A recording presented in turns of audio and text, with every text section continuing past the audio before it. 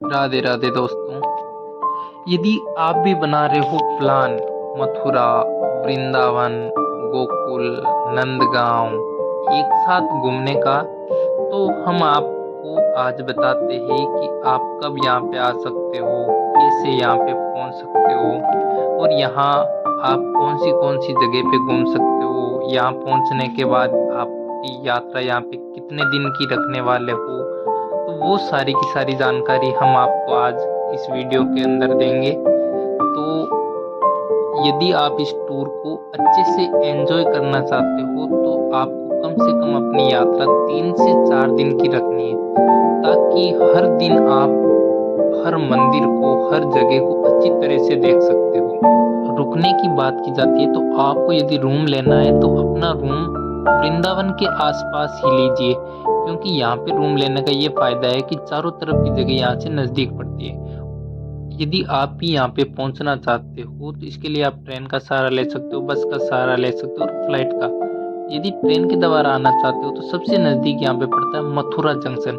देश के बड़े बड़े हिस्सों से मथुरा के लिए ट्रेनें आती है और हम भी मथुरा जंक्शन जल्दी पहुंच गए थे सुबह, और उसके बाद हमने यहाँ पे स्नान वगैरह किया और हम निकल गए कृष्ण जन्मभूमि मथुरा के लिए।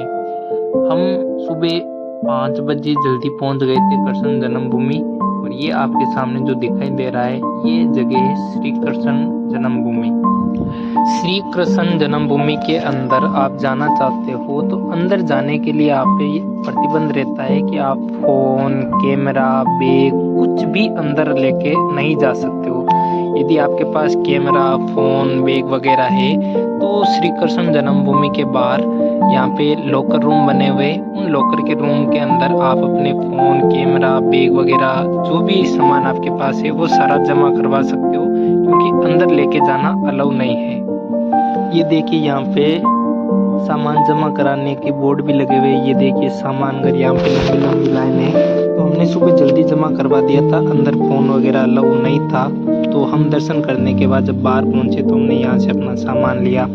यहाँ पे इलेक्ट्रॉनिक आइटम है, जैसे क्लॉक है, कैमरा है, तो 2 रुपये पर पीस के हिसाब से यहाँ पे जमा किया जाते हैं। और हमने अच्छे से दर्शन किया श्री कृष्ण जन्मभूमि का। उसके बाद बाहर निकल गए, और बाहर निकलने के बाद आपको और भी बता देते हैं। ये देखिए श्री कृष्ण जन्मभूमि का गेट नंबर 1, यहाँ से आप अंदर प्रवेश करते हो। उसके बाद आपकी तलाशी ली जाती है, और ये बाहर का नज़ारा श्री कृष्ण जन्मभूमि का।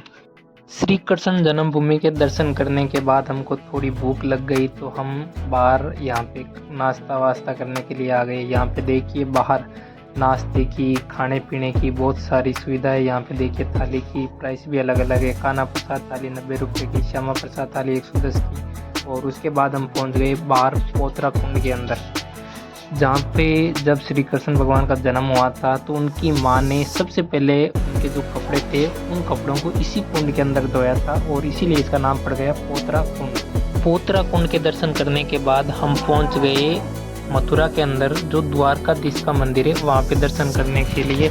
और ये है आपके सामने द्वारकाधीश मंदिर। इन सीढ़ियों से होते हुए हम मंदिर के अंदर प्रवेश करने जा रहे हैं। यहाँ पे भी भीड़ बहुत ज़्यादा है, इस मंदिर में भी भीड़ बहुत ज़्यादा रहती है। मंदिर के अंदर कैमरा, फ़ोन से वीडियोग्राफी करना अलाउ नहीं है। यदि आप वीडियोग्राफी करना चाहते हो तो यहाँ पे आपको अलग से टिकट लेना पड़ता है, और उसके बाद आप यहाँ पे फ़ोटोग्राफी वगैरह कर सकते हो। और ये देखिए द्वारकाधीश मंदिर के अंदर का नज़ारा। भक्त यहाँ पे दर्शन के लिए आ रहे, लाइनें लगी हुई है, और हमने भी अच्छे खासे दर्शन किए। और उसके बाद यहाँ पे परिक्रमा लगाई, और इस प्रकार से हमने द्वारकाधीश के अच्छे प्रकार से दर्शन किए। और उसके बाद हम पहुंच गए विश्राम घाट। ये वही विश्राम घाट है जहां पर भगवान श्री कृष्ण ने अपने मामा कंस का वध किया, और वध करने के बाद इसी घाट पे बैठ के विश्राम किया था, जिस कारण से इस घाट का नाम ही विश्राम घाट पड़ गया है। और विश्राम घाट पहुंचने के बाद आप यहाँ पे नाव के अंदर भी सवारी कर सकते हो। नाव में बैठने के बाद आपको नाव वाला इस यमुना नदी के दूसरे किनारे पे लेके जाके यात्रा करवा के वापस आपको इसी किनारे पे छोड़ देते हैं। और यहाँ पे बहुत सारे भक्त आते हैं, यहाँ पे अपनी मनोकामना पूर्ति के लिए यहाँ पे पूजा पाठ भी करते हैं। तो इस प्रकार हमने भी अच्छे प्रकार से इस विश्राम घाट के दर्शन किए और यहाँ पे मंदिर भी बने हुए। ये देखिए मंदिरों के अंदर का नज़ारा जो कि विश्राम घाट पे बने हुए। विश्राम घाट के दर्शन करने के बाद हम पहुँच गए कंस के किले के अंदर। ये वो किला है जहाँ पे कंस रहता था। कंस इस किले से ही अपना पूरा साम्राज्य चलाता था। वर्तमान के अंदर इस कंस के किले की बात की जाती है तो ये पूरा का पूरा खंडर हो चुका है। और ये कंस के किले के पास से जो यमुना नदी गुजर रही है उसका दृश्य है। वर्तमान के अंदर इसके अंदर पानी तो कुछ कम है और इसी यमुना नदी के अंदर यहाँ पे नावें चलती है। ये कंस का किला पूरी तरीके से खंडर हो चुका है, इसलिए यहाँ पे जो यात्री है वो कम ही आते हैं क्योंकि इसके अंदर कुछ देखने लायक खास बचा नहीं है, तो यहाँ पे कम ही आते हैं। इसी के साथ ही हमारे पहले दिन की यात्रा समाप्त हो गई थी और अगले दिन सुबह यानी कि दूसरे दिन हम निकल चुके थे गोकुल, जिसे नंदगांव के नाम से जाना जाता है। और गोकुल जाने के लिए हमने सहारा लिया था टैक्सी का, क्योंकि यहाँ से टैक्सी के अंदर बैठ के जाना बहुत ही सस्ता पड़ता है, इसलिए हम भी टैक्सी को हायर करके निकल गए गोकुल नंदगांव जाने के लिए। धीरे धीरे हम टैक्सी के द्वारा आगे बढ़ रहे हैं। आगे ये जो सामने आपको ब्रिज दिख रहा है, ये ब्रिज जाना जाता है गोकुल बैराज के नाम से।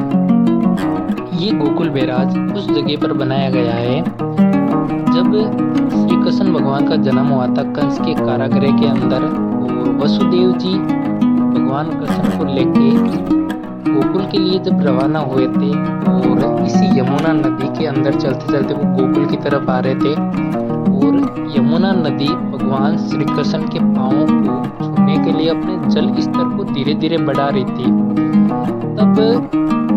तब यमुना का जल स्तर वसुदेव जी के गले तक आ गया था, पानी उनके मुंह तक आ गया था। तब सारे देवी देवताओं ने सोचा कि अब क्या किया जाए, तो भगवान कृष्ण से निवेदन किया कि अपने पैरों को पानी को टच कर दीजिए। इस बात पे भगवान कृष्ण ने पैरों को टच किया उस पानी से और पानी का जल स्तर नीचे चला गया था। और उसके बाद हम पहुंच चुके गोकुल, जिसे नंदगांव के नाम से जाना जाता है। ये वही गांव है जहाँ पे भगवान श्री कृष्ण खेला करते थे, यहीं पे अपनी सारी की सारी रास लीलाएं करते थे। ये यहाँ पे अलग अलग तरह के मंदिर भी बने हुए हैं। गोकुल की बात की जाए तो गोकुल में बहुत ज़्यादा मात्रा के अंदर भगवान श्री कृष्ण के मंदिर बने हुए। यहाँ पे जितने भी गोकुलवासी है उन्होंने अपने घरों के अंदर ही मंदिर बना लिए ताकि जो भी यात्री आएंगे उनसे अपने परिवार को चलाने के लिए पैसे वगैरह ले सकते हैं। यहाँ पे घरों के अंदर अलग अलग दान पात्र है, जैसे ये भी एक घर के अंदर ही है। उसके बाद हम धीरे धीरे आगे बढ़ रहे नंद बाबा के घर की तरफ। ये जो नंद बाबा का घर है ये बना हुआ इस यमुना जी की घाट के किनारे पे, और यहाँ पे भी आप नाव की सवारी कर सकते हो। ये देखिए पास में यमुना जी नदी बह रही है, वो देखिए आपको गोकुल बैराज दिख रहा है जहाँ से गोकुल बैराज के नीचे से पानी आ रहा है। ये देखिए ये हम जिस जगह पे खड़े हैं ये है नंद बाबा का घर।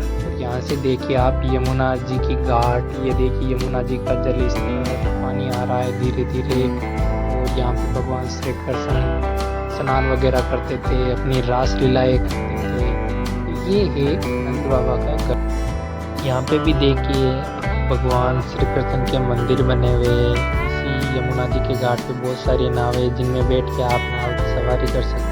ये देखिए घाट, यहाँ पे मंदिर वगैरह है। यहाँ से बहुत ही शानदार नज़ारा देखने को मिलता है, शायद ही आपने पहले कभी देखा होगा इतना सुंदर नज़ारा। आप भी चाहते हो तो यहाँ पे यमुना जी के किनारे पे फ़ोटो वगैरह ले सकते हो, रील वगैरह बना सकते हो। हम भी देखो रील वगैरह फ़ोटो वगैरह बना रहे हैं। तो उसके बाद इन छोटे छोटे रास्तों से होते हुए हम जा रहे नंद बाबा के भवन की तरफ, जहाँ पे भगवान श्री कृष्ण ने अलग अलग लीलाएं की थी, अपने अलग अलग रूप दिखाए थे। तो ये देखिए यहाँ पे भगवान श्री कृष्ण ने पुतना को मोक्ष दिया था युद्ध। और इसके अलावा ये देखिए गोकुल आगमन हुआ था वसुदेव जी का, इस प्रकार से अपनी कटोरी के अंदर लेके आए थे भगवान श्री कृष्ण को। तो नंद भवन के अंदर आपको ये अलग अलग चीज़ें देखने को मिलती है। यहाँ पे आने के बाद आपका मन प्रसन्न हो जाता है, आनंद आ जाता है। बहुत ही सुंदर नज़ारा। और इसी प्रकार हमारे दूसरे दिन की यात्रा समाप्त होती है और उसके बाद हम निकल गए तीसरे दिन। और तीसरे दिन की हमारी यात्रा रहने वाली वृंदावन, जो कि जाना जाता है भगवान श्री कृष्ण का गढ़। और सबसे ज़्यादा की बात की जाती है तो वृंदावन के अंदर ही बने हुए। और उसके बाद हम टैक्सी किराए करके हम पहुंच चुके वृंदावन। वृंदावन में पहुंचने के बाद हम सबसे पहले जाएंगे निधिवन। ये वही निधिवन है जहाँ पे भगवान श्री कृष्ण गोपियों के साथ रास लीलाएं किया करते थे। और अब हम जा रहे हैं निधिवन। ये जो आपको सामने गेट दिख रहा है, ये गेट है निधिवन के अंदर जाने का। और इस रास्ते से आप जा सकते हो निधिवन के अंदर। और अब हम पहुंच चुके हैं निधिवन। ये देखिए निधिवन। यदि आप भगवान श्री कृष्ण और राधा जी के लिए कुछ लेना चाहते हो, प्रसाद वगैरह, श्रृंगार वगैरह ले सकते हो। और यहाँ पे यदि आपके पैरों के अंदर चप्पल पहनी हुई है तो आप यहाँ पे चप्पल खोल सकते हो। 2 रुपये लेते एक जोड़ी चप्पल के। आपकी चप्पलों का या आपके जूतों का पूरा ख्याल रखते हैं। यहाँ पे ये देखो अलग अलग बॉक्स बने हुए। इस बॉक्स के अंदर आपकी चप्पलों को रखा जाता है।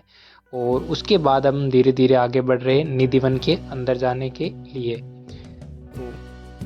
आपने निधिवन के बारे में बहुत सारी बातें सुनी होगी और आज हम आपको बताते हैं। इस निधिवन के अंदर बहुत सारी लता पताएं, अलग अलग प्रकार की लताएं।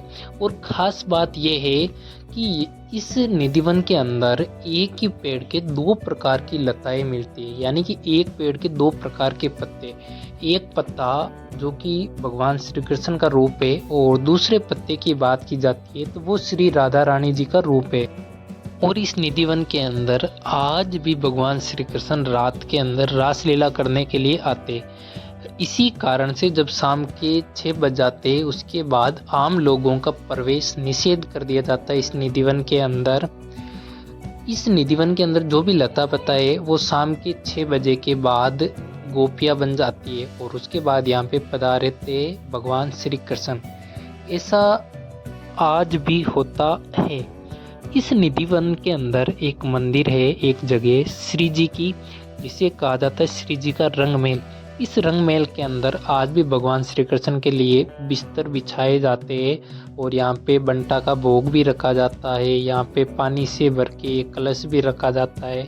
और सुबह जब वापस आते हैं यहाँ पे तो देखा जाता है कि पानी का कलश खाली है। जो भी प्रसाद के लिए रखा था वो खाए हुए मिलते। और जो सैया है बिस्तर बिछाए वो भी ऐसे अस्त व्यस्त मिलते।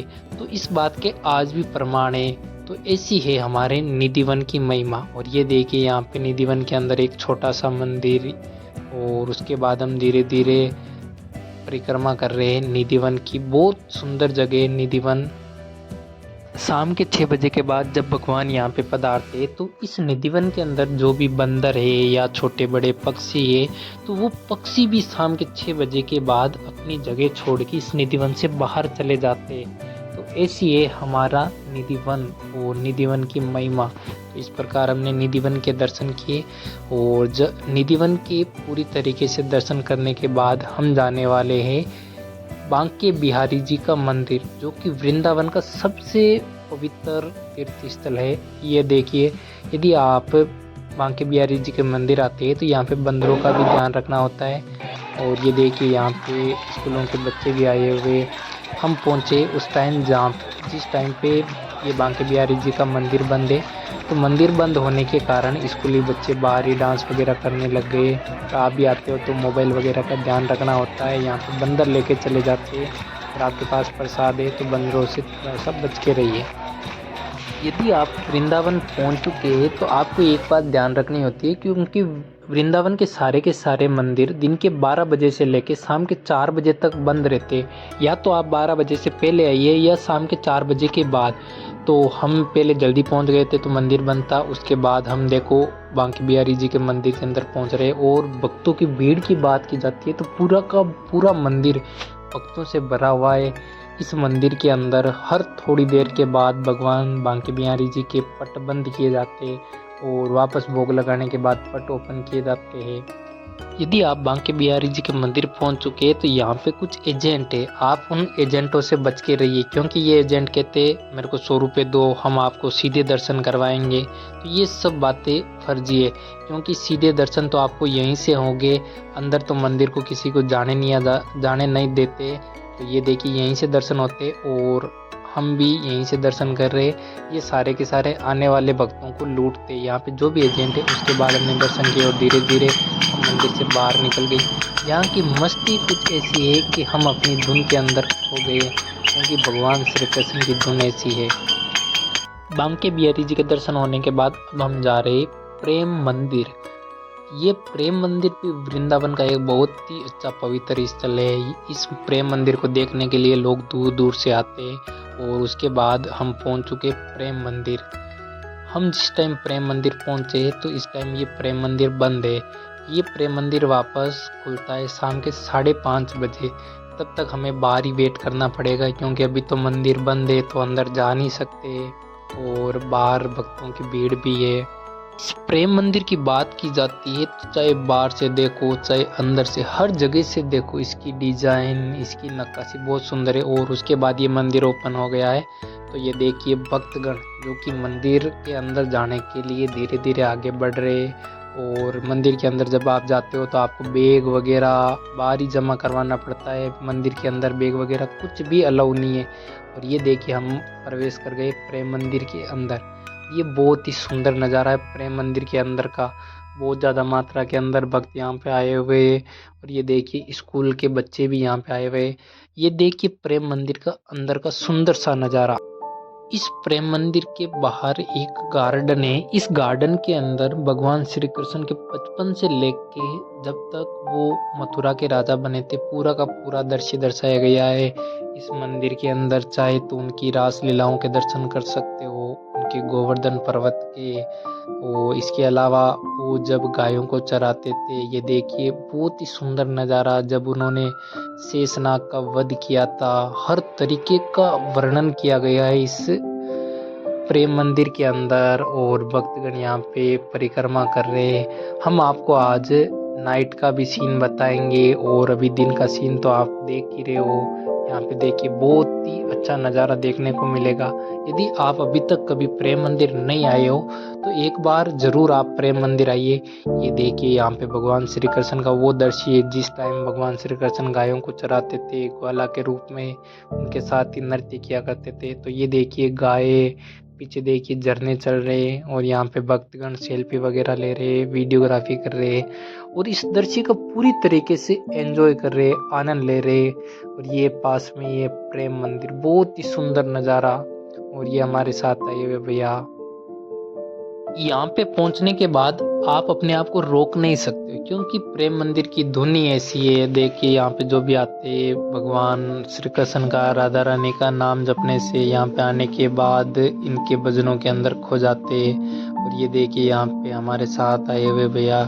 और उसके बाद यदि आप मंदिर के अंदर जाना चाहते हो तो अपने जो भी जूते वगैरह है इन बैग के अंदर डाल के यहाँ पे ऑफिस बना हुआ, वहाँ पे आप जमा करवा सकते हो। यहाँ पे जूते वगैरह सारे के सारे निःशुल्क जमा किए जाते हैं। और जब दर्शन करने के बाद आप यहाँ से जाते हो तो वापस अपने नंबर, टोकन नंबर बता के वापस जूते ले सकते हो। अब धीरे धीरे समय होने जा रहा है शाम का, जिस टाइम इस प्रेम मंदिर की जो लाइटिंग का शो है वो आपको देखने को मिलेगा। यहाँ पे देखिए पास में गोवर्धन पर्वत का नज़ारा बताया हुआ है। जब भगवान श्री कृष्ण ने 7 दिनों के लिए गोवर्धन पर्वत को अपनी चिट्टी उंगली पे उठाया था और इसके ऊपर से बारिश की जो बूंदे वो धीरे धीरे नीचे आई थी। और उसके बाद देखो समय हो चला है शाम का और प्रेम मंदिर की जो लाइट है वो ऑन की गई है। तो बहुत ही सुंदर नज़ारा लग रहा है। यहाँ पे अब धीरे धीरे भक्तों की भीड़ बढ़ने वाली है, क्योंकि सारे के सारे भक्त प्रेम मंदिर की लाइटिंग डेकोरेशन को देखने के लिए आते हैं। और यहाँ पे देखिए धीरे धीरे भीड़ बढ़ रही है। और उसके बाद हम देख रहे हैं ये बहुत ही सुंदर नज़ारा प्रेम मंदिर का। यहाँ पे अलग अलग तरह की लाइटें, हर 1 मिनट 2 मिनट बाद इसकी लाइटें चेंज होती है। यहाँ पे स्कूल के कुछ बच्चे भी आए हुए स्कूल टूर पे। और ये यहाँ पे बाहर बैठ के धीरे धीरे भगवान श्री कृष्ण के, राधा रानी जी के भजन गा रहे। छोटी छोटी गैया, ऐसे देखिए बहुत ही सुंदर नज़ारा आपको देखने को मिल रहा है प्रेम मंदिर का। अपनी लाइफ के अंदर एक बार प्रेम मंदिर को ज़रूर देखें। ये देखिए धीरे धीरे लाइटिंग चेंज हो रही है, ये बच्चे तालियां बजा रहे और अब हम लेके चलते हैं आपको प्रेम मंदिर के अंदर।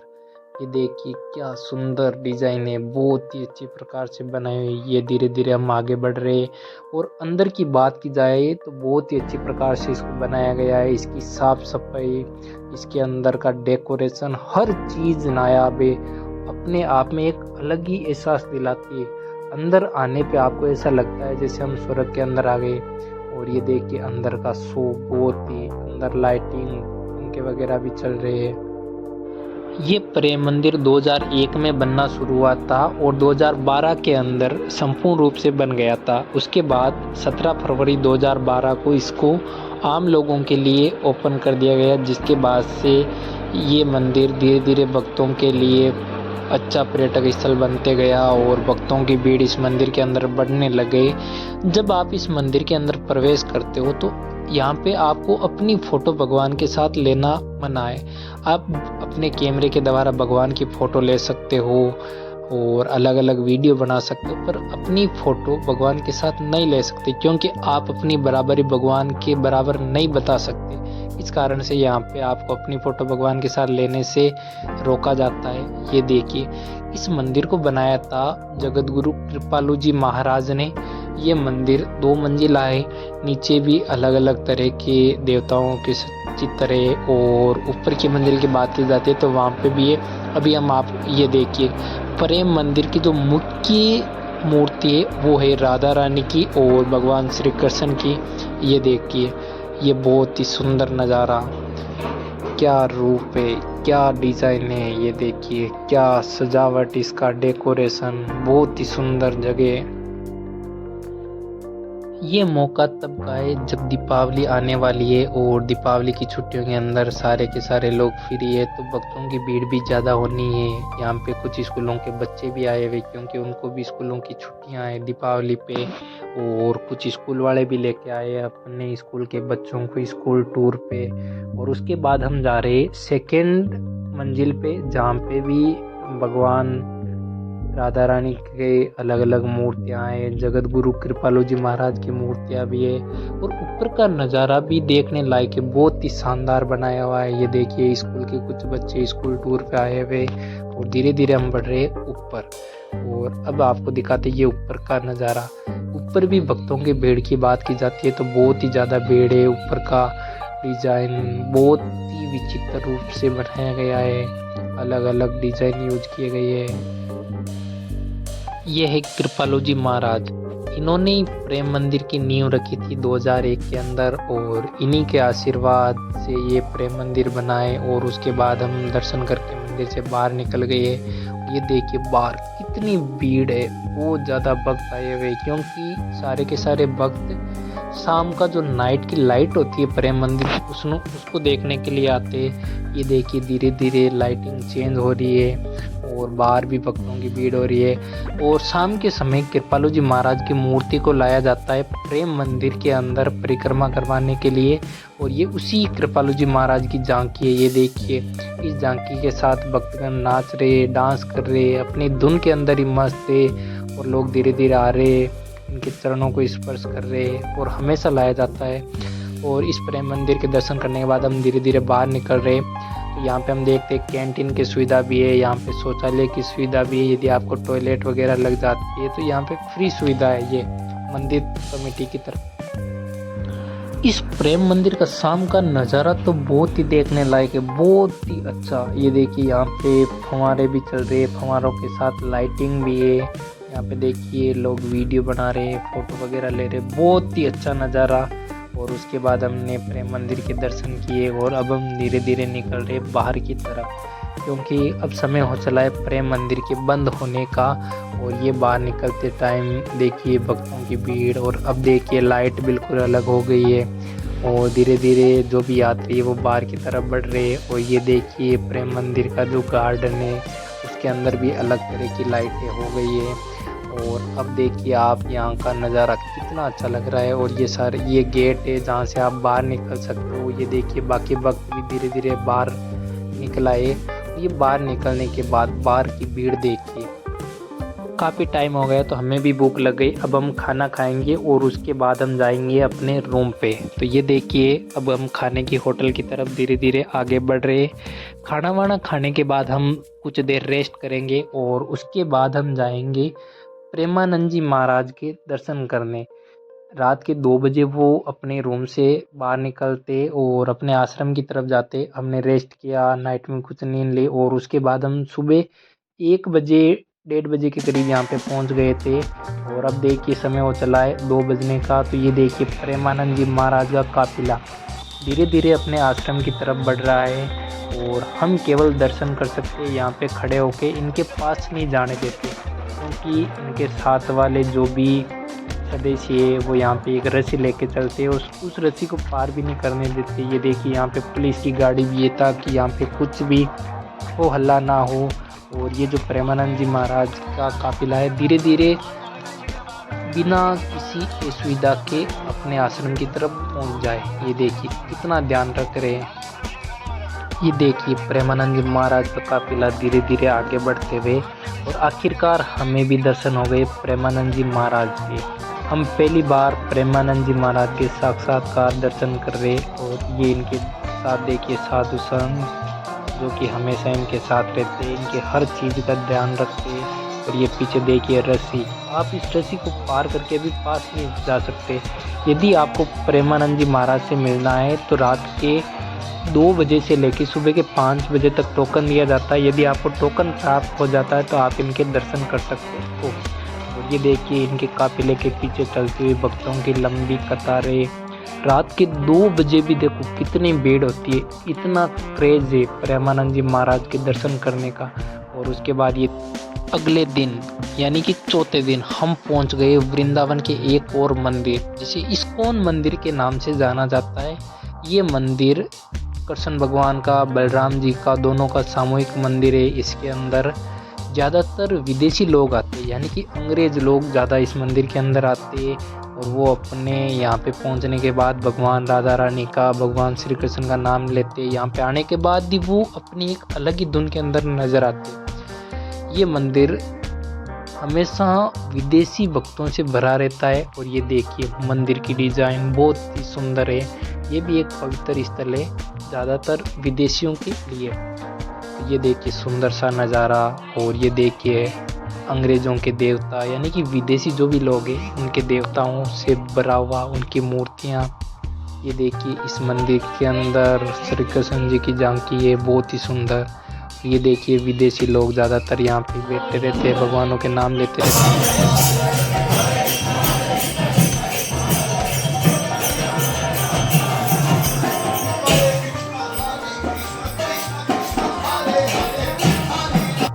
ये देखिए भगवान श्री कृष्ण का जो गोवर्धन पर्वत का सीन है वो भी यहाँ पे दर्शाया हुआ है, बहुत ही सुंदर नज़ारा। इसके अलावा आपको यहाँ पे अलग अलग चीज़ें भी देखने को मिलेगी। ये देखिए आपके बाल्यकाल से लेकर वृद्धावस्था का पूरा नज़ारा यहाँ पे बताया, कैसे आप बड़े होते हो, कैसे आपके शरीर के अंदर परिवर्तन आते हैं और आखिरकार आप कब बुजुर्ग हो जाते हो, धीरे धीरे आप मृत्यु को प्राप्त कर ले। वो पूरा का पूरा नज़ारा इस इस्कॉन मंदिर के अंदर दर्शाया हुआ है। तो ये हमने यहाँ पे दर्शन किए। ये देखिए बहुत ही सुंदर नज़ारा इस्कॉन मंदिर का। यहाँ पे आते हो तो इस मंदिर को देखना ना भूले। हमने यहाँ पे अच्छी प्रकार से दर्शन किए। और उसके बाद यदि आप यहाँ से प्रसाद वगैरह लेके जाते हो तो यहाँ पे कुछ छोटी बड़ी दुकानें भी लगी हुई है। और इस प्रकार हमारी यात्रा सफल रही। अभी तक आपने हमारे चैनल को सब्सक्राइब नहीं किया है तो जल्दी जाइए और चैनल को सब्सक्राइब कीजिए। और ऐसे वीडियो देखने के लिए आप हमारे चैनल को सब्सक्राइब कीजिए, बेल आइकन दबाइए और वीडियो को ज़्यादा से ज़्यादा शेयर कीजिए। थैंक यू, धन्यवाद।